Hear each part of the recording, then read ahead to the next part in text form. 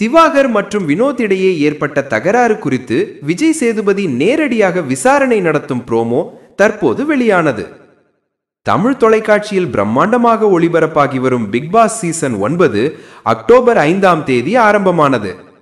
20 போட்டியாளர்கள் ஆரம்பத்தில் உள்ளே சென்ற நிலையில் தற்போது 18 பேர் மட்டுமே வீட்டில் உள்ளனர். நந்தினி உடல்நல பிரச்சனையால் வெளியேறிய நிலையில் பிரவீன் காந்தி குறைந்த வாக்குகள் காரணமாக எலிமினேட் செய்யப்பட்டார். இந்நிலையில் இன்று 2வது எலிமினேஷன் நடைபெற உள்ளது. அதில் அப்சரா வெளியேறுவதாக செய்திகள் வெளியாகி ரசிகர்களை அதிர்ச்சியில் ஆழ்த்தியுள்ளன. இதோ இன்று வெளியாகியிருக்கும் 2வது ப்ரோமோவில் திவாகர் வினோத் இடையே ஏற்பட்ட முரண்பாட்டை பற்றி விஜய் சேதுபதி நேரடியாக பேசுகிறார்.